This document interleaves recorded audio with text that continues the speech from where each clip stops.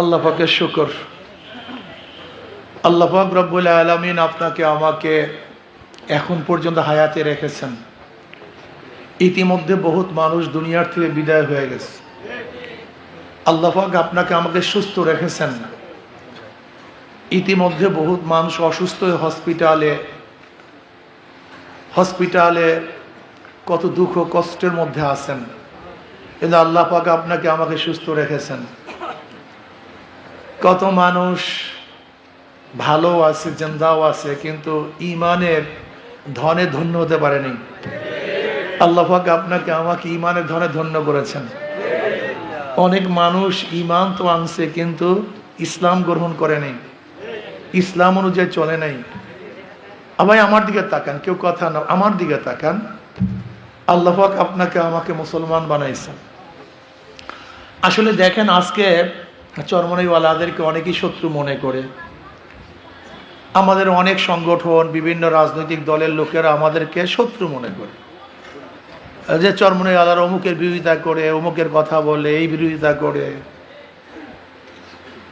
আসলে দেখেন, চরমনাইওয়ালারা কারোর শত্রু না, আবার চরমনাইওয়ালারা কারোর বন্ধু না। একজন মোমেন স্থায়ী কার বন্ধুও না, স্থায়ী কার শত্রুও না। এটা প্রথম মাথার মধ্যে রাখেন। হুব্বু ফিল্লাহ, বুগজু ফিল্লাহ। আমার মোহাব্বত আল্লাহর জন্য, আমার শত্রুতা আল্লাহর জন্য। বলেন তো ভাই, আমার মোহাব্বত, তুমি বলো আমার শত্রুতা। ব্যাস। আমার ছেলে হিসাবে আমি কাউকে মোহাব্বত করি না, আমার ভাই হিসাবে আমি মোহাব্বত করতে পারি না, আমার বাপ হিসাবে আমি কাউকে ভালোবাসি না, বিশ্বাস হয় না। আচ্ছা বলেন তো, নবী ইব্রাহিম আলাইহিস সালাতু ওয়াস সালাম বাবা মুসলমান ছিলেন না বেঈমান ছিলেন? নবী ইব্রাহিম আলাইহিস সালাতু ওয়াস সালাম তাকে কি মোহাব্বত করতে পারছেন? পারেন না। কেনান নবী নূহ আলাইহিস সালাতু ওয়াস সালামের ঔরজার সন্তান, মুমিন ছিলেন না বেঈমান ছিলেন? নবী নূহ আলাইহিস সালাতু ওয়াস সালাম তার আপন সন্তানকে নৌকায় তুলতে পারছেন? পারেন না। আসিয়া আলাইহিস সালাতু ওয়াস সালামের স্বামী ফেরাউন মুসলমান ছিলেন না বেঈমান ছিলেন? আসিয়া আলাইহিস সালাতু ওয়াস তাকে জান্নাতে নিতে পারছেন? পারেন না। নবী লূত আলাইহিস সালাতু ওয়াস স্ত্রী বেঈমান ছিল, মুমিন ছিল, অত নবীর স্ত্রী, নবী তাকে জান্নাতে নিতে পারেনি। আবু জাহাল বেঈমান, তার ছেলে ইকরামা মুমিন। আপনি কি বদরের অবস্থা জানেন?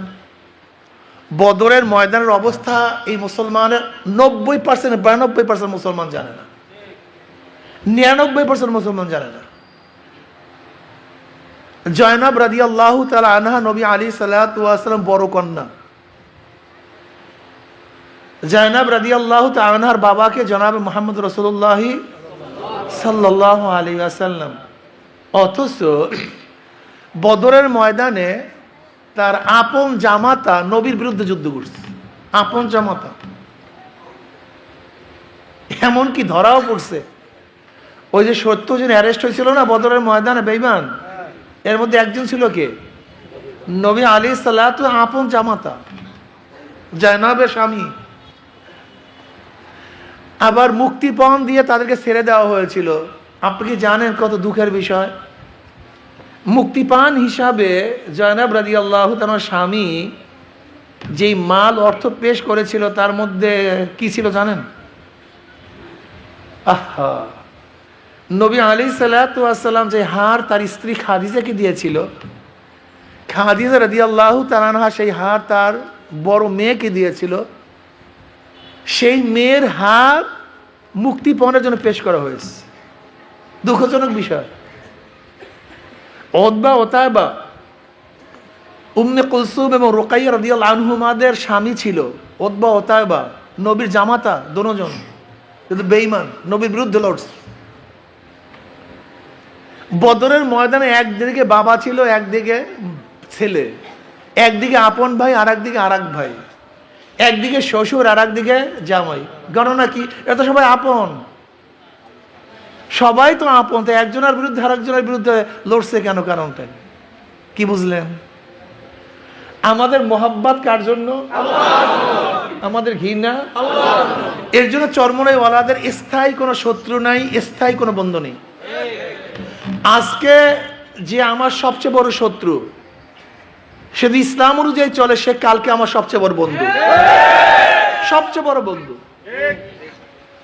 ওমর বিন খাত্তাব রাদিয়াল্লাহু তাআলা আনহু জানেন, নবী আলাইহিস সালাতু ওয়াস সালামের সের আনার জন্য নাঙ্গা তলোয়ার নিয়ে রওনা করছে। যে নবীকে হত্যা করতে রওনা করছে, তার চেয়ে খারাপ দুনিয়া থেকে আছে?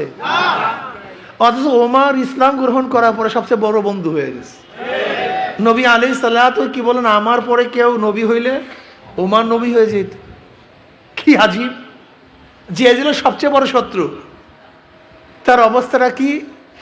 তার অবস্থাটা হলো এই, গোটা দুনিয়ার মধ্যে নবীদের পরে চারজন সর্বশ্রেষ্ঠ মর্যাদার অধিকারী। এক নম্বর আবু বকর রাদিয়াল্লাহু তাআলা আনহু, 2 নম্বরে, অথচ এই ব্যক্তি নবীকে হত্যা করার জন্য রওনা করছে। যে ব্যক্তি আমার নবী আলাইহিস সালাতু ওয়াস সালাম হত্যা করার জন্য রওনা করছে, সে মর্যাদার দিক থেকে গোটা নবীদের পরে দ্বিতীয়। আপনি চিন্তা করতে পারছেন? তার মানে আমি কি উদাহরণ দিতে চাই, আমাদের স্থায়ী কোনো বন্ধু নাই। কথা বলেন না। স্থায়ী কোনো শত্রু নাই, স্থায়ী কোনো বন্ধু নেই। হুব্বু ফিল্লাহ, বুগযু ফিল্লাহ। আমি মহাব্বত করি আল্লাহর জন্য, আমি শত্রুতাও করি আল্লাহর জন্য। আপনিও আমাকে মহাব্বত করবেন আল্লাহর জন্য, শত্রুতা করবেন আল্লাহর জন্য। আজকে অনেক দলের লোকেরা আমাদেরকে শত্রু মনে করেন। কেন শত্রু মনে করেন? আমরা কি করি? সত্য কথা বলি। ভাই, একটা কথা বুঝেন, যদি কেউ সত্য কথা বলার লোকই না থাকে, তাহলে দেশটার অবস্থাটা কি হবে? আমাকে বলুন, এই দেশটার অবস্থাটা কি হবে যদি কেউ আপনাকে আপনার দোষ ত্রুটি ধরাইয়াই না দেয়? আপনি সংশোধন হবেন কিভাবে? দেখেন, ডেমোক্রেসি, গণতন্ত্রবাদীদের সংসদের মধ্যে বিরোধী দল থাকতে হয়। বিরোধী দল ছাড়া ডেমোক্রেসির সংসদ হয় না, গণতন্ত্রের সংসদ হয় না। কি লাগবে ভাই? আচ্ছা, বিরোধী দলের কাজটা কি বলেন তো? না আমি তো কথা বলেন না, আমি তার কাজই তো বিরোধিতা করা, তার নামই তো বিরোধী দল। আর বিরোধী দল ছাড়া তো কোনো সংসদ হয় না। এটা ডেমোক্রেসির আইনে নাই। এটা বর্তমান গণতন্ত্র যে ডেমোক্রেসির আইনে চলতেছে, সেই ডেমোক্রেসির মধ্যে যদি আপনি স্বীকৃতি পেতে চান, গোটা আন্তর্জাতিক মানের সংসদ চান, সেখানে অবশ্যই আপনাকে বিরোধী দল বানাতেই হবে, রাখতেই হবে। তাই বিরোধী দলের কাজই তো, তা আমি তো আপনার দলের লোক নই, তা আমার কাজই তো আপনার বিরোধিতা করা। আপনি বলছেন না কেন? আপনি আমার দলের লোক না, আপনার কাজ কি আমার বিরোধিতা করা? সোজা হিসাব কিতাব। আপনি আপনার স্টেজ থেকে আমার বিরোধিতা করবেন, আমি আমার স্টেজ থেকে বিরোধিতা করবেন। কিন্তু খবরদার, মিথ্যা বিরোধিতা হবে না। বিরোধিতা হতে সত্য, কিন্তু আপনারা কি করেন? মিথ্যা কয়, নেশা খায়, পীর সাহেব সরমনি। এটা কি বিরোধিতা হলো? আপনার বিরোধিতা কি হয়েছে? মিথ্যা কয়, নেশা খায়, পীর সাহেব চরমনে। ওরে বাবারে, যাদের মাধ্যমে হাজারো লক্ষ লক্ষ মানুষ নেশা ছেড়ে দিয়েছে, তুমি তাকে নেশাকার মনে করতেছ। যাদের মাধ্যমে হাজারো মানুষ মিথ্যা ছেড়ে দিয়েছে, তুমি তাকে মিথ্যাবাদী বলতেছ। এর নাম বিরোধিতা করা। এটাকে বিরোধিতা বলা হয় না, এটাকে তোহমাত বলা হয়। তোমরা আমাদেরকে বলো যে আমাদের স্টেজ থেকে কোনো একটা মিথ্যা কথা বলছি, এরকম একটা শব্দ ধরাইয়া দাও। একটা দুইটা না, শুধু একটা পয়েন্ট বের করে দাও যে আমরা মিথ্যা বলছি। আমরা তোমাদের মিথ্যা কথা বলছি, এরকম একটা কথা আমাকে ধরিয়ে দাও। আমি তো একটু বেশি বলি, আমার শত্রুতা অনেক বেশি করো, কিন্তু আমাকে বলতে বলছেন আপনি হয়তো বলেন কেন বেশি? আমার মায়া বেশি, আমার ত্যাগ বেশি। বুলেটের সামনে আমি ছিলাম, ট্যাঙ্কের সামনে আমি ছিলাম, তুমি ছিল না। তারেক সাহেব কিন্তু ট্যাঙ্কের সামনে ছিল না, ফখরুল সাহেব কিন্তু ট্যাঙ্কের সামনে ছিল না, মির্জা আব্বাস সাহেব কিন্তু ট্যাঙ্কের সামনে ছিল না, এমনকি জামাতের কোনো বড় লিডাররা কিন্তু ট্যাঙ্কের সামনে ছিল না। কি ছিল? না, কেউ ছিল না। আপনি দেখাতে পারবেন না। শিবিরের কোন বড় একজন দায়িত্বশীল ট্যাঙ্কের সামনে ছিল, বুলেটের সামনে ছিল, আপনি দেখাতে পারবেন না। পিছনে সবাই ছিল, সেটা ভিন্ন কথা, কিন্তু বুলেটের সামনে কিন্তু আমি ছিলাম, ট্যাঙ্কের সামনে আমি ছিলাম। কাজে আমার দায়িত্ব, আমার কর্তব্য, আমার ব্যথা অনেক বেশি, কারণ আমি জীবনের রিস্ক নিয়ে সামনে নেমেছি। 1 জুলাই আন্দোলনের সূচনা হয়েছিল, বৈষম্য বিরোধী আন্দোলন। 5ই জুলাই আমি বরিশালে ঘোষণা দিয়েছিলাম, 5ই জুলাই, এবং তারপরের থেকে প্রত্যেকটা বক্তৃতায় আমি আন্দোলনের সাথে সম্পৃক্ত ছিলাম। এমনও বক্তৃতা দিয়েছে, আপনারা শুনবেন, যদি আমরা মারা যাই, তোমরা যারা জিন্দা আছো তারা আন্দোলন করবা, আমরা জেলে যাই, তোমরা যারা বাহিরে আছো তারা আন্দোলন করবা। কাজে আমার ব্যথা আর আপনার ব্যথা কিন্তু এক না। আমাদের রক্তের উপরে, আমাদের জীবনের উপরে আজকে আপনি রাস্তায় নামতে পারছেন, আর আপনি রাস্তায় নামার পরে দোকান দখল করবেন, জমি দখল করবেন, চাঁদাবাজি দখল করবেন, অফিস ভাড়া না দেওয়ার কারণে মালিককে মেরে ফেলবেন, একজন মেয়েকে প্রস্তাব দিয়েছেন, বাবা রাজি না হওয়ার কারণে তাকে হত্যা করবেন, আপনাকে চাঁদা না দেওয়ার কারণে স্বামীকে বেঁধে রেখে সবাই মিলে যে স্ত্রীকে ধর্ষণ করবেন, আপনি বস্তুনিষ্ঠ সংবাদ পরিবেশন করার কারণে মাথা ইট দিয়ে থেতলিয়ে দিবেন, আপনার দলীয় লোক বাজাবাজির কারণে চাঁদা না দেওয়ার কারণে পাথর দিয়ে হত্যা করবেন। এর জন্য তো রাস্তায় ছিলাম না, এর জন্য আন্দোলন করিনি। আন্দোলন করছিলাম বৈষম্য দূর করার জন্য, মানুষকে মুক্তি দেওয়ার জন্য, শান্তি দেওয়ার জন্য, প্রত্যেকের অধিকারকে ফিরিয়ে দেওয়ার জন্য। কাজে আমার দরদটা ভিন্ন। আমি তো জীবনের রিস্ক নিয়ে রাস্তায় ছিলাম, কাজে আমি তো বলবই। আপনি তো রাস্তায় ছিলেন না, দেখাতে পারবেন না কোনো বিএনপির একজন লিডার রাস্তায় ছিল, আমাকে দেখাতে পারবেন না। পারলে দেখার একটা ছবি দেখান আমাকে। কিন্তু আমাদের তো হাজার হাজার ছবি তো দূরের কথা, হাজারো ভিডিও আমাদের আছে। কাজে এর জন্য আপনার দরদ আর আমার দরদ এক না। আপনার ধর্ষণ করবেন, গুন্ডামি করবেন, বদমাশি করবেন, সিলোথানি করবেন, চাঁদাবাজি করবেন, দখলদারি করবেন, আর আমরা রক্ত দেবো, আমরা জীবন দেব, জীবনের মায়া ত্যাগ করে রাস্তায় থাকবো, তা হবে না, তা হবে না। আপনি কি এইটাকে 70 সন মনে করছেন, 69 সন মনে করছেন, 71 মনে করছেন? এটা 80-র দশক, এটা 90-র দশক না, এটা 2025, এটা 2025। ওই 2025-এর লোক আর 71-69-এর লোক কিন্তু এক না। বর্তমান প্রজন্ম আর 30-40 বছর আগের প্রজন্ম কিন্তু এক না।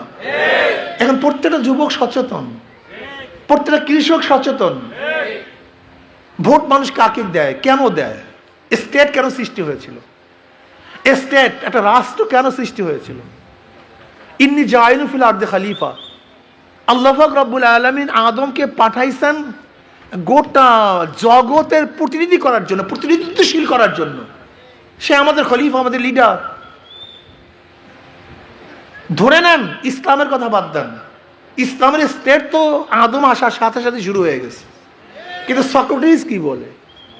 Socrates, Aristotle, Plato, Montesquieu, Locke, Rousseau, যারা পলিটিক্যাল সায়েন্সের গোড়াপত্তন করছেন, তাদের ধারণা কি স্টেট কেন করা হয়েছে? স্টেটের উদ্দেশ্যটা কি বলেন তো? রাষ্ট্র কেন? রাষ্ট্র তো একসময় ছিল না, রাষ্ট্র তো একসময় ছিল না। রাষ্ট্র করার প্রয়োজনটা কেন হয়েছিল আপনারা জানেন? অনেকেই জানেন না। রাষ্ট্র করা হয়েছিল যখন জালেমরা, এলাকার যারা জালেম প্রকৃতির লোক, শক্তিশালী লোক, এরা দুর্বল শ্রেণীর মানুষের অত্যাচার অবিচার করত, জুলুম করত, তখন রাষ্ট্র সৃষ্টি করে, রাষ্ট্র অত্যাচার অবিচার যাদের উপর করা হয়েছে, মাজলুম মানুষের পাশে দাঁড়াবার জন্যই রাষ্ট্রের সৃষ্টি। উদাহরণ না দিলে বুঝবেন না, উদাহরণ দে। আর আমার দিকে তাকান ভাই, আমার দিকে তাকান, কি বেয়াকুব মানুষ। এদিকে কি দেখেন আপনারা? একটা গুরুত্বপূর্ণ জিনিস বুঝাইতেছি আপনাদেরকে রাষ্ট্র সম্পর্কে, এদিকে খেয়াল দেন। ধরে নেন এলাকার জমিদার সাহেব, এলাকার জমিদার সাহেব একজন নিরীহ মানুষের জমি দখল করছে। কি করছে? আচ্ছা বলেন তো, জমিদার সাহেবের মোকাবেলা করার ক্ষমতা কি ওই নিরীহ মানুষ রাখে? এখন রাষ্ট্র কি কাজ? রাষ্ট্রের কাজটা কি? রাষ্ট্র বলতে চায়, শোনো নিরীহ মানুষ, তোমার জমি দখল করছে এই জমিদার, ওর সাথে লড়াই করার ক্ষমতা তুমি, আমি তোমার পাশে আছি, আমার দায়িত্ব তোমার জমি উদ্ধার করা, এটা রাষ্ট্রের কাজ। অর্থাৎ একজন মাজলুম, নিরহ, দুর্বল মানুষ তার অধিকারকে যে খর্ব করবে, তার অধিকার রক্ষা করার ক্ষমতা তার নাই। রাষ্ট্র বলতেছে তোমার যে অধিকার, সে অধিকার দেওয়ার দায়িত্ব আমার, কাজে আমি তোমাকে তোমার জমি ফিরিয়ে দেবো, এর নাম রাষ্ট্র। রাষ্ট্র বুঝেন? অনেকেই বুঝেন রাষ্ট্র মানে কি, আমি ক্ষুধার্ত, আমি কামাই করতে পারি না। রাষ্ট্রের দায়িত্বটা কি? রাষ্ট্রের দায়িত্ব তোমার কোনো টেনশন নাই, তুমি নিজে কামাই করতে পারো না, তোমার পেটের দায়িত্ব আমি রাষ্ট্র নিয়ে নিস, আমি তোমাকে ক্ষুধা নিবারণ করব। রাষ্ট্রের দায়িত্ব বুঝেন? তুমি বস্ত্রহীন, তোমার কাপড় নেই, রাষ্ট্র বলছে তোমার কোনো টেনশন নাই, তোমার কাপড়ের ব্যবস্থা আমি করব। তুমি গৃহহীন, তোমার ঘর নাই, রাষ্ট্র বলতেছে তোমার ঘরের ব্যবস্থা আমি করবো, কোনো টেনশন নেই। তুমি গরিব, তোমার ছেলে খুব মেধাবী কিন্তু অর্থের অভাবে পড়তে পারে না, রাষ্ট্র বলছে তোমার দায়িত্ব আমি নেব, তোমার ছেলেকে উচ্চশিক্ষা শিক্ষিত করার দায়িত্ব আমার, আমি তোমার ছেলেকে উচ্চশিক্ষা শিক্ষিত করব। রাষ্ট্র বুঝেন? রাষ্ট্র মানে তুমি অসুস্থ, তুমি নিজে চিকিৎসা করার খরচ চালাতে পারো না, আমি রাষ্ট্র তোমার পাশে আছি, তোমার চিকিৎসার দায়িত্ব, এর নাম রাষ্ট্র। আর রাষ্ট্র তো জুলুম করার জন্য না, অত্যাচার করার জন্য না। বর্তমানে রাজনীতি কি হয়ে গেছে? জুলুম, অত্যাচার, অবিচার, চাঁদাবাজ। অথচ রাষ্ট্র সৃষ্টি হয়েছিল চাঁদাবাজকে দমন করার জন্য। এটা রাষ্ট্রের, স্টেটের সৃষ্টিটাই হলো এই চাঁদাবাজকে দমন করার জন্য। যেমন ধরে নেন, আপনি একজন নিরীহ মানুষ, আপনার উপর কেউ হামলা করছে, আপনার উপর কি করছে, আপনি তার বিচার কিভাবে করবেন? রাষ্ট্র বলছে তোমার কোনো টেনশন নেই, ও কি শক্তি রাখে, আমি দেয়ার চেয়ে বড় শক্তি।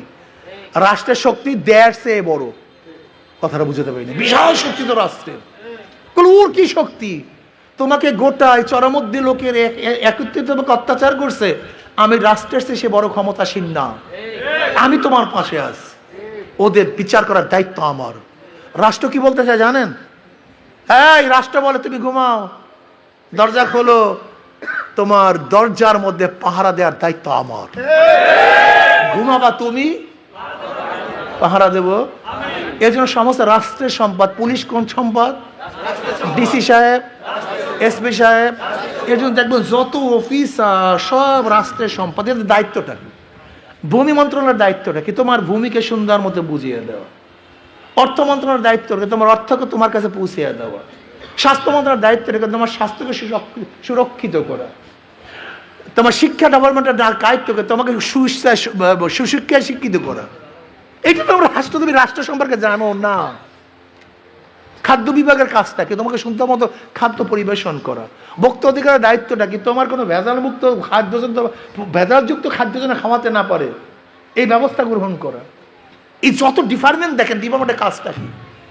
বন বিভাগের দায়িত্বটা কি? তোমার এই রাষ্ট্রের সমস্ত বন, তোমার গাছ কিভাবে লাগাবে, যেমন দেখেন কৃষি ডিপার্টমেন্ট, ওরা কৃষি ডিপার্টমেন্টের কাজটা কি? ওর তোমার দাঁড়ে দাঁড়ে আসতে হবে, এই কৃষক তোমার কি লাগবে, তোমার জমির কি অবস্থা। অথচ আমাদের খোঁজ করতে হয় কৃষি ডিপার্টমেন্টের। আসলে খোঁজ করার কথা না, বরং কৃষি ডিপার্টমেন্ট কৃষকের খোঁজ দেওয়ার কথা ছিল, কিন্তু রাষ্ট্রটা গ্যাঞ্জাম হওয়ার কারণে কিছু পারছি না, এটা নরবার হয়ে গেছে। কথাটা বুঝতে পারি? এখন মনে কি করেন যে রাষ্ট্রের, আমি রাষ্ট্রের দায়িত্বটা বুঝাতে পারছি তো? অর্থাৎ একজন জনগণের যত বিষয়ের প্রয়োজন, যত কিছুর প্রয়োজন, সব কিছু সমস্যার সমাধান দেওয়ার দায়িত্ব কার? রাষ্ট্র। আচ্ছা বলেন তো, এখন রাষ্ট্রের যে জিম্মাদার হবেন, যে পরিচালক হবেন, সে যদি চোর হয়, তা গোটা রাষ্ট্র কি হবে? মাশাআল্লাহ, দুর্নীতিবাজ হয়, ডাকাত হয়, ধর্ষক হয়, চাঁদাবাজ হয়, জালেম হয়। ক্লিয়ার বুঝতে পারছেন? হ্যাঁ, আমি তোমাকে ভোট দিয়েছিলাম আমার নিরাপত্তার জন্য, আমার সমস্ত কিছু প্রয়োজন মিটাবার জন্য, কিন্তু আমি ভোট দিয়ে কি পাইছি? কি? তুমি বেয়াকুব, আস্তে আস্তে তুমি ভোটার না, তুমি একটা বেয়াকুব, তুমি জানোয়ারের চেয়ে বড় বেয়াকুব। তুমি জানোই না রাষ্ট্র কি জিনিস। এই রাষ্ট্র আমাদের থেকে খাজনা নেয়, ট্যাক্স নেয়, ভ্যাট নেয়, কারণটা কি? আমাদের ভিতরে খরচ করার জন্য। রাষ্ট্রের কাজটা কি? তুমি রাস্তা দিয়ে হাঁটবা, এই রাস্তা ভাঙ্গা, আমার দায়িত্ব কি কন্ত? দেখছে আমার জনগণ এখান থেকে ফ্রেশ ভাবে হাঁটবে, কোনো টেনশন নেই, ছাঁ সাঁ করে চলবে, এটাই রাস্তার দায়িত্ব। অথচ আমি কি করি? রাস্তা থেকে চুরি করি, বড় তো যা করে তার থেকে চুরি করি। এটা চুরি করা তোমার দায়িত্ব ছিল না, আমার তোমার বড় তো তোমার কাছে পৌঁছে দেওয়ার দায়িত্ব ছিল। কিন্তু আপনাদের এই সব সমস্যা, আপনাদের এই সব সমস্যা কাদের? এই সব ভোটারদের সব সমস্যা। এই গ্যাঞ্জাম এখানে লাগছে। সরিষার মধ্যে ভূত পেয়েছে, যদি সরিষার মধ্যে ভূত থাকে, সেই ভূত দিয়া, সেই সরিষা দিয়ে কি ভূত সারানো যায়? এই জনগণকে ভূতে পাইছে। আচ্ছা বলেন তো, 2 নম্বর জমি থেকে 1 নম্বর ফসল হয়? হ্যাঁ, 2 নম্বর গাছে 1 নম্বর ফল হয়? 2 নম্বর উস্তাদের কাছে 1 নম্বর ছাত্র হয়? 2 নম্বর নেতার কাছে, 2 নম্বর নেতার কাছে দেশ কোনোদিন 1 নম্বর হতে পারে না। বোকা তোমরা, আস্থা বোকা মানুষ। 2 নম্বর লিডারের কাছে দেশ কোনোদিন 1 নম্বর হতে পারে?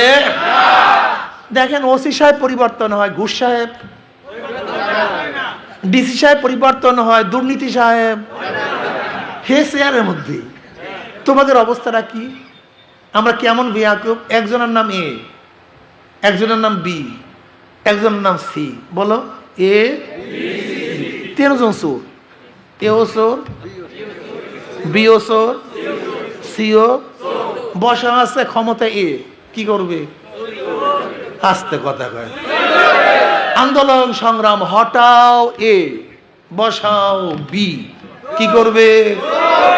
আবারও হরতাল অবরোধ, হটাও বি, বসাও সি। কারণটা কি? নেতার পরিবর্তন হয়েছে, নীতি ও আদর্শ পরিবর্তন হয় না। কি দেখলেন? 5ই আগস্টের আগে চুরি করছে এক দলে, এখন আর এক দলে। 5ই আগস্টের আগে চাঁদাবাজি করতে এক দলে, এখন 5ই আগস্টের আগে দর্শন করতে এক দলে, এখন শুধু চেহারার পরিবর্তন হয়েছে, হাতের পরিবর্তন হয়েছে, গুন্ডামির করে পরিবর্তন। কারণ কি? তোমরা তো একে পরিবর্তন করে বি কে পরিবর্তন করে, সব যে চোর গুন্ডার দল। এর জন্য আমি ভোটারদেরকে বলি, ভোটাররা, আমি বারবার একটা কথা বলার চেষ্টা করি, আপনার ঠিক হন। কি ঠিক হবেন? যদি হাত পাখা প্রতীকের ক্যান্ডিডেটের মধ্যে, হাত পাখা প্রতীকের দলের মধ্যে যদি সাদাবাজ থাকে, গুন্ডা থাকে, লুচ্চা থাকে, বদমাশ থাকে, আপনারা ভোট দেবেন না? ঐক্যবদ্ধ হন। যদি হাত পাখা প্রতীকের লিডার গুন্ডা হয়, বদমাশ হয়, চাঁদাবাজ হয়, 2 নাম্বার হয়, বেনাম্বার হয়, ওর দলের অধিকাংশ যদি চোর হয়, ডাকাত হয়, চাঁদাবাজ হয়, গুন্ডা হয়, মাস্তান হয়, এবং ইয়াবা খোর হয়, মদ খোর হয়, গাঁজা খোর হয়, ভোট দেবেন না? যদি ভোট দেন, কথা বলেন, ওই এ তো বে, বি তো সি, কোনো লাভ নাই। হ্যাঁ, যদি হাত পাখার লিডার, হাত পাখার দলের অধিকাংশ মানুষ যদি কি হয়, ইসলামের কথা কয়, ইসলামের কথা বলে কি হবে? বেয়াকুব। একজন মুসলমান তো ইসলামের বাইরে যাওয়ার কোনো সুযোগই নাই। ধরে নেন আপনি একজন মুসলমান, বাবা তুমি একজন মুসলমান, আমি তোমাকে বললাম ভাই আমি ইসলাম পছন্দ করেন, তুমি কি বলবা? কথা বলেন না কেন? যদি বলো করি না, দেখছো অবস্থা নাকি?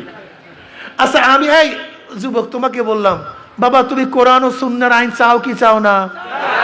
যদি বলো চাই না। আচ্ছা আমি তোমাকে বললাম, এই লাল গেঞ্জি, আমি বললাম আপনি আমার নবীকে নেতা মানেন কি মানেন না? যদি বলেন মানি না। তো একজন মুসলমান তো ইসলামের বাইরে যাওয়ার কোনো সুরাতই নেই, কোনো রাস্তা নেই।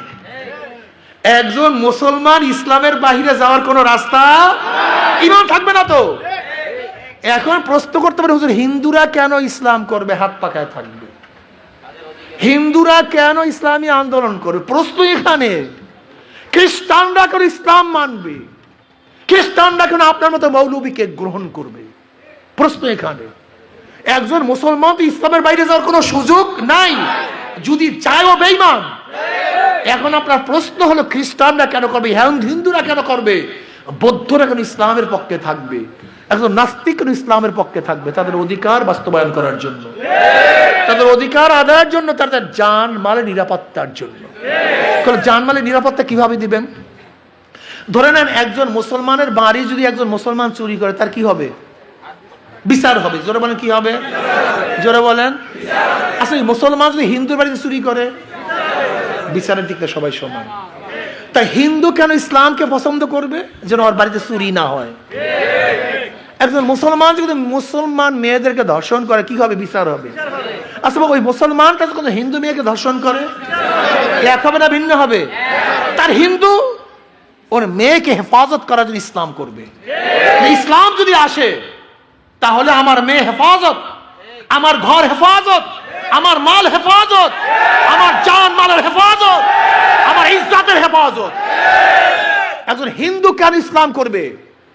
এই যে দুর্গাপূজা আসতেছে, ওখানে গিয়ে আমাদের অনেক মুসলমান দুষ্ট পোলাপান, যেগুলি ইসলামের বলতে কিচ্ছু নাই, ওগুলি গিয়ে মুসলমানরা, মুসলমান নামদারি শয়তানগুলি, যেখানে যাওয়া দরকার নেই তাদের, সেখানে গিয়ে আড্ডা মারে, শয়তানি করে, অমুক করে, তমুক করে। হিন্দু কি বলবে?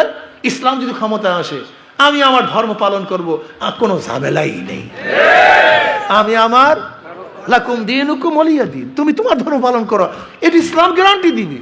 কাজে আমি যেন আমার পূজা আশ্রা, আমার ধর্ম নির্বিঘ্নে পালন করতে পারি, এর জন্য আমি ইসলামকে সাপোর্ট করব। কথাটা বুঝাতে পারছি? অর্থাৎ একজন হিন্দু, একজন খ্রিস্টান তার জান মাল ইজ্জত আবরু, তার ছেলে, তার মেয়ে, তার স্ত্রী এবং তার সব কিছুর হেফাজতের জন্য জান মালের গ্যারান্টি এবং ধর্মীয় গ্যারান্টি পাওয়ার জন্য সে ইসলামকে গ্রহণ করবে। কারণ যে ব্যক্তি কোনোদিন চুরি করে নেই, জুলুম করে, অত্যাচার করে নেই, সে কারোর উপরে জুলুম অত্যাচার করতে পারে না। যেরকম ধরে না আমরা যারা আছি ওলামায়ে কেরাম, আমি আমার কথাই বলি, আমাদের রক্তের মধ্যে এক ফোঁটা হারাম রক্ত নেই, এক ফোঁটা হারাম আমার রক্তের মধ্যে চ্যালেঞ্জ দিয়ে, আমার জানার মধ্যে কোনোদিন হারাম রক্ত এক ফোঁটাও ঢুকেইনি। আমি চ্যালেঞ্জ দিয়ে বলতে পারবো আমার বাবার রক্তের মধ্যে এক ফোঁটা হারাম নেই। আমি চ্যালেঞ্জ দিয়ে বলতে পারবো আমার দাদার রক্তের মধ্যে এক ফোঁটা হারাম নেই। আমার পূর্বপুরুষরা ভালো ছিলেন, আমার জানার মধ্যে তাদের রক্তের মধ্যে হারাম নেই, আমার পূর্বপুরুষদের মধ্যে। আচ্ছা বলেন তো, যাদের রক্তের মধ্যে হারাম নাই, তারা ক্ষমতায় যাওয়ার পরে হারাম রক্ত ঢুকাইবে না? কথাটা বুঝাতে পারি না, তারা হারাম রক্ত ঢুকাবে না। কিন্তু যাদের 14 গোষ্ঠীর মধ্যে হারাম, হারাম ছাড়া থাকতে পারে না, তোমার অবস্থাটা কি হবে? শুয়ারের অভ্যাস কি জানেন? শুয়ারের অভ্যাস জানেন? অনেকেই জানেন না। শুয়ারকে যদি আপনি ল্যাব, তোষক, মকমালের চাদর দিয়া, ঘি, পোলাও সবকিছু খাওয়ান, ওই ময়লার মধ্যে গড়াগড়ি না করতে পারলে ওর কিন্তু শান্তি নেই। এটা অভ্যাস। এই হারাম খোররা হাজার হাজার কোটি টাকার মালিক হোক, হাজার হাজার কোটি টাকার মালিক, হাজার হাজার কোটি কোটি টাকার মালিক, এরপর হারাম ছাড়া থাকতে পারে না। এই সালমান এফ রহমান একসময় বাংলাদেশের মধ্যে বড় ধনী ছিল, একবার হয়েছে বাংলাদেশের মধ্যে বড় ধনী, অথচ শুধু শেয়ার বাজার থেকে ৫-৫০ হাজার কোটি টাকা আত্মসাৎ করছে। ও থাকতে পারবে না তো, ওর অভ্যাস তো হারাম। ওর যত টাকা দেন শুয়ারের মতো, ওই ময়লার মধ্যে গড়াগড়ি, হারাম না ঢুকাইতে পারলে, গড়াগড়ি করতে না পারলে ওর শান্তি নাই। আমি বলবো যারা হারাম খোর, যাদের চরিত্র খারাপ, আপনারা হাজার কোটি টাকার মালিক বানান। যেমন একজন পিয়ন শেখ হাসিনা কত টাকার মালিক ছিল বলেন তো? ভুলিয়া গেছে, পাবলি বলা শুরু হয়ে গেছে। বাঙালি গোষ্ঠী না, বলা শুরু হয়ে গেছে, এর মধ্যে ভুলে যাবে তো। 40 দিন সব ভুলে যাবে, কিচ্ছু মনে থাকবে না। 400 কোটি টাকার মালিক। আজকে দেখেন নতুল্লাবাস থেকে প্রতিদিন কত টাকা চাঁদা আদায় করে, ওই মাছ ঘাট থেকে কত টাকা চাঁদা আদায় করে। 5ই আগস্টের আগে যারা বিড়ি খাইতে পারতো না, এখন তারা ব্যাংসহ সিগারেট খায়। 5ই আগস্টের আগে যারা রিক্সা চলতে পারে না, এখন 5 গাড়িতে চলে। 5ই আগস্টের আগে যাদের অফিসের মধ্যে ফ্যান ছিল না, এখন এসি। মিথ্যা কথা হইতেছে নাকি না? এইটাই তখন হুজুরের মিথ্যা কথা, হুজুরের বদনাম। আমার সমস্যা কি? আমি কই সব সত্য কথা, কিন্তু যার কলিজার মধ্যে লাগে সে মনে করে হুজুরের মিথ্যা কথা। আমি তো জোড়ায় জোড়ায় লাগাই দিই, একেবারে জোড়ায় জোড়ায়, একেবারে পড়তে যায়। আমি আমার সমস্ত বাবাদেরকে বলবো, হে আমার যুবক বাবারা, তুমি যে দল করো, আমি তোমার শত্রু না। আমি আগেই বলছি, আমি কাউর শত্রু না। আমি কাউর, আব্বাজান রহমত স্পষ্ট বলেছেন, হে আওয়ামী লীগ বিএনপি বাবারা, আমি কাউর শত্রু না। তোমরা আজকে ইসলাম হুকুমাত কায়েম করো, আমি তোমাদের গোলাম। আমি তোমাদের গোলাম। ওমারের মতো, ওমর যখন ইসলাম গ্রহণ করে নাই তখন শত্রু, ইসলাম গ্রহণ করছে বন্ধু। আজকে যারা ইসলাম গ্রহণ করেন না শত্রু, ইসলাম গ্রহণ করবেন আপনি আমার সবচেয়ে আপন, সবচেয়ে বড় বন্ধু, সবচেয়ে বড় প্রিয়। এর জন্য একজন মুসলমান ইসলামের বাইরে যাওয়ার কোনো সুযোগ আছে? জোরে বলে, কোনো সুযোগ নেই, কোনো সুযোগ। এবার আসুন, ভোট জিনিসটা কি, এই কথা বলে শেষ করবো আজকে। খারাপ লাগতেছে আপনাদের না? ভোট মানে সাক্ষী দেয়া, ভোট মানে সহযোগিতা করা, ভোট মানে সাহায্য করা। ভোট বুঝেন? এই যে আমাদের এখানে খানের মধ্যে আগে খেয়া দিত না, এই যে নদী পাড়ে যাইতে একদল যুবক তারা বলতেছে খেয়ালা ভাই আমরা একটু চুরি করতে যাবো পারে। এখন খেয়ালা বোঝায় আমি চরমনায়ের মুড়ি বেড়া, কিসের চুরি মুড়ি? আমি কিন্তু তোর চুরির ভাগের মধ্যে নেই, কিন্তু যেহেতু তোরা যুবকরা কিছু চুরি করতে চাস আর আমার খেয়া বেঁধে তো পারবি না, একটা ধাক্কা দিয়ে দিই। খেয়ালা চোরদেরকে একটা ধাক্কা দিয়ে পার করে দিছে। খেয়ালার কোনো দোষ আছে? কেন শুধু চুরির ভাগে নেই? হ্যাঁ, এ সবাই একমত না দ্বিমত? কথা আচ্ছা, চোরদের ব্যাপারে কেস হইলে খেয়ালার ব্যাপারেও যদিও ভাগে নাই, কিন্তু তোর সহযোগিতা ব্যতীত এই চুরি করতে পারত। ভোট মানে কি? সহযোগিতা করা না, সাহায্য করা না? আচ্ছা বলুন তো, আপনাদের ভোটের ধাক্কা ব্যতীত আমি চেয়ারে বসতে পারতাম? আপনারা ভোট দিয়ে আমাকে ধাক্কা দিয়ে সংসদের সদস্য বানাইয়া ওই চেয়ারে বসাইয়া দিচ্ছেন। আপনাদের ভোটের ধাক্কা ব্যতীত আমি চেয়ারে বসতে পারতাম? আচ্ছা বলেন তো, চেয়ারে বসিয়া যত মদের আইন পাশ করছে, আপনার ভোট ব্যতীত পাশ করতে পারতাম? ওই দায়িত্ব কে নিবে? আপনারাই বলুন। আচ্ছা, আপনার ভোট পেতে জেনার আইন পাশ করতে পারতাম? এখন এই জেনার দায়িত্ব কে নিবে? আচ্ছা, আপনাদের ভোট ব্যতীত আমি সুদের আইন পাশ করতে পারতাম? ওই দায়িত্ব কে নিবে? আচ্ছা, আপনার ভোট ব্যতীত আমি চুরি করতে পারতাম? এই চুরির দায়িত্ব কে নিবে? এর জন্য কিয়ামতের ময়দানে অনেক মুসল্লি ভোটার কপালের দাগ। কিসের দাগ? সেজদার দাগ। লম্বা লম্বা এই পর্যন্ত দাড়ি, সোয়া হাত না 22 হাত পাগড়ি, লম্বা লম্বা জামা, দেখবে লক্ষ লক্ষ জেনার গুণা, লক্ষ লক্ষ ব্যারেল মদের গুণা, লক্ষ লক্ষ সুদের গুণা। আল্লাহ, আমি তো চরমনার মুড়ি, শর্ষিনার মুড়ি, ফুরফুরার মুড়ি, জৌনপুরের মুড়ি, আমি তো তবলিগ করতাম। আমি কোনোদিন মহিলার দিকে তাকাই নিয়ে এত গুণা আসলো কোথার থেকে? আল্লাহ বলবেন, যাদেরকে ভোট দিয়ে জেনার আইন পাশ করাইস, তোর ভোট ব্যতীত জেনার আইন পাশ করতে পারতো না। তোর ভোট দিয়ে মদের আইন পাশ করাইছে, আমার বিরুদ্ধে আইন পাশ করছে তোর লোকেরা। তোর লোকেরা আমার বিরুদ্ধে আইন পাশ করছে, তোর ভোট ব্যতীত আইন পাশ করতে পারতো না। কাজে যত তোর ভোটের মাধ্যমে আমার কোরআন সুন্নাহর বিরুদ্ধে আইন পাশ করছে, এই সব দায়িত্ব তো তোকেই গ্রহণ করতে হবে। এত সহজ মনে করছেন ভোট? একটা সিল মারছেন 500 টাকা, 1000 টাকা, বাড়ি করিয়া ফেলাইয়ে ফেরেশতারা 1000 টাকা,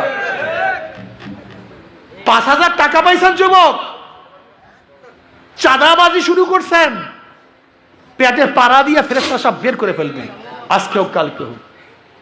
সেই সময় আসতেছে, সেই সময় আসতেছে। এর জন্য আমি অনুরোধ করব আমার যুবক বাবারা, আসো না। যদি বেঈমানরা, বাতেলরা, খ্রিস্টানরা, আমেরিকান পন্থীরা, রাশিয়ান পন্থীরা, ভারত পন্থীরা যদি আজকে আমাদের মুসলমান সন্তানদেরকে ওদের পক্ষে নিয়ে যেতে পারে, তা আমরা কেন আমার মুসলমান সন্তানদেরকে মদিনাওয়ালার পক্ষে আনতে পারবো না? আমার সন্তানদেরকে মদিনাওয়ালার পক্ষে আনতে হবে, ইসলামের পক্ষে আনতে হবে।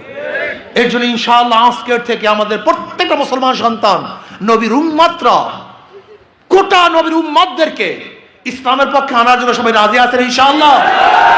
সবাই রাজি আছেন ইনশাআল্লাহ? কে কে রাজি আছে? 2 হাত তুলে নারায়ে তাকবীর, 2 হাত, নারায়ে তাকবীর, নারায়ে তাকবীর। আমরা সবাই নবীর সেনা। বসেন, এই স্লোগানে শয়তান দৌড় হবে না। আমি কয়েকটা স্লোগান দেব, শয়তানের কলিজার মধ্যে আঘাত লাগে। ইনশাআল্লাহ, দাঁড়াইয়া চোরে হুঙ্কার মারবো। আমি স্লোগান দেবো, আল্লাহু আকবারের ধ্বনিতে শয়তান পালাইয়া বঙ্গোপসাগরে চলে যাবে ইনশাআল্লাহ। কি সবাই রেডি তো ইনশাআল্লাহ? আবার বলবেন হুজুর ভাত খাইছি দুপুরে, এখন শক্তি নেই। ইমানি শক্তি বড় শক্তি। বদরের ময়দানের যুদ্ধ হয়েছিল কি রোজার সময় না অন্য সময়? ক্ষুধার্ত ছিল না পেট ভরা ছিল? কিন্তু ইমানের বল বেড়ে গেছে ইনশাআল্লাহ। রেডি সবাই? আলহামদুলিল্লাহ। নারায়ে তাকবীর, নারায়ে তাকবীর। আমরা সবাই নবীর সেনা, ভয় করি না বুলেট বোমা। আমরা সবাই রসুল সেনা। আমার নেতা তোমার নেতা, আমার নেতা তোমার নেতা। আমরা সবাই নবীর সেনা। কোরআন সুন্নাহর আলো, কোরআন সুন্নাহর আলো, ঘরে ঘরে জালো। ইসলামের দুশ্মনেরা হুঁশিয়ার সাবধান, দালালের গোষ্ঠীরা দালালি আর করবি না, পিঠের চামড়া থাকবে না।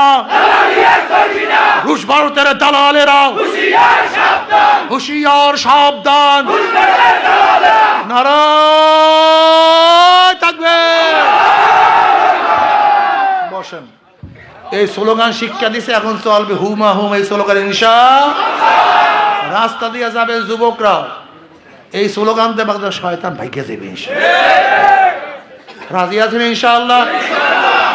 আচ্ছা আমি একটা কথা বলতে, এই কয়েকজন লোক যারা আছেন এরা যদি আজকের থেকে দাওয়াতি কাজ শুরু করেন তাহলে এটা সোহরাওয়ার্দী ইউনিয়ন না? এই সোহরাওয়ার্দী ইউনিয়নের একজন লোক ইসলামের বাইরে থাকার কথা বলেন তো আমাকে। হ্যাঁ, যুবক যুবককে দাওয়াত দিবা, ছাত্র ছাত্রকে দাওয়াত দিবা, কৃষক কৃষককে দাওয়াত দিবা, আলেম আলেমকে দাওয়াত দিবা, আমার মা বোনেরা মা বোনকে দাওয়াত দিবেন ইনশাআল্লাহ। ওদের সব জায়গায় ধোকা। যারা নৌকা নিয়ে নির্বাচন করে নিজেরা নৌকা চালাতে পারে না, যারা ধানের শেষে নির্বাচন করে নিজেরা ধান কাটতে পারে না, যারা নাঙ্গল নির্বাচন করে নিজেরা নাঙ্গল বইতে পারে না, যারা কুঠারে নির্বাচন করে নিজেরা কাঠ কাটতে পারে না, যারা গরুর চাকা নির্বাচন করে নিজেরা গরুর গাড়ি চালাতে পারে না। সব মার্কাগুলি গরিবদের। নৌকা চালায় কারা? গরিবরা। ধান কাটে কারা? নাঙ্গল চালায় কারা? কিন্তু যারা নির্বাচন করে একজনও গরিব নেই, একটাও গরিব না, সব ধোঁকাবাজি। কথা কয় না। মার্কা সব গরিবদের, কিন্তু একজনও গরিব না, নিজেরা চালাতে পারে না।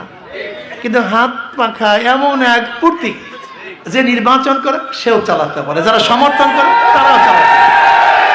পুরুষরাও চালাতে পারে, মহিলারাও চালাতে পারে, বড়রাও চালাতে পারে, ছোটরাও চালাতে পারে। হাত পাকা প্রয়োজন মুসলমানদের, হাত পাকা প্রয়োজন হিন্দুদের, হাত পাকা প্রয়োজন খ্রিস্টানদের। কথা ঠিক না মিথ্যা? কারেন্ট ফেল করে, হাত পাকা ফেল করে না। ঘুমের সময় বুকের উপরে কাউর মার্কা বুকে থাকে, কাউর মার্কা বুকে থাকে না, একমাত্র একটা মার্কা যেটা ঘুমের সময় বুকের উপরে থাকে, সে মার্কার নাম কি মার্কা? সব মার্কা দেখা শেষ, হাত পাখার বাংলাদেশ। সব মার্কা দেখা শেষ, সব মার্কা দেখা শেষ। আশা করি ইনশাআল্লাহ হাত পাকা বিজয় হয়, জাতি বিজয় হবে। হাত পাকা বিজয় হলে এই রাষ্ট্র বিজয় হবে। হাত পাকা বিজয় হলে গরিব শ্রমিক মজদুররা বিজয় ইনশাআল্লাহ। আগামী নির্বাচন আশা করি ইসলামের দলকে লক্ষ্য হয়ে একটা বাক্স দেওয়ার চেষ্টা করব। আমি ঘোষণা দিয়েছি, জানি না আল্লাহ কবুল করছে কিনা। যেই যেই জায়গায় ইসলামের পক্ষে শক্তিশালী ক্যান্ডিডেট থাকবে, ওই সমস্ত জায়গায় ইসলামের বিপরীত ক্যান্ডিডেটরা অবশ্যই হারবে, হারবে, হারবে ইনশাআল্লাহ। সবাই কথা সত্য বলে, যেই জায়গায় বাংলাদেশের যেই জায়গায় ইসলামের পক্ষে শক্তিশালী ক্যান্ডিডেট থাকবে, এর মোকাবেলা যে ইসলামের দুশ্মনরা, ইসলামের বিপক্ষে যারা নির্বাচন করবে, অবশ্যই হারবে ইনশাআল্লাহ। আসো আমরা সবাই ঐক্যবদ্ধভাবে কাজ করি। আল্লাহ আমাকে আমাদের সবাইকে কবুল করে নাও। নবীর আদর্শ মেনে ইনশাআল্লাহ জীবন চলার তৌফিক আল্লাহ পাক দান করুন। আর শেষ একটা কথা বলি শেষ করব। আল্লাহর কর্তৃত্ব, নবীর নেতৃত্ব। বলো আল্লাহর কর্তৃত্ব, আল্লাহর কর্তৃত্ব, আল্লাহর কর্তৃত্ব, আর সমস্ত আইন ফাইন আদর্শ সব বাদ। আল্লাহর কর্তৃত্ব, নবীর নেতৃত্ব। আল্লাহ আমাকে আমাদের সবাইকে ঐক্যবদ্ধভাবে কাজ করার তৌফিক দান করেন।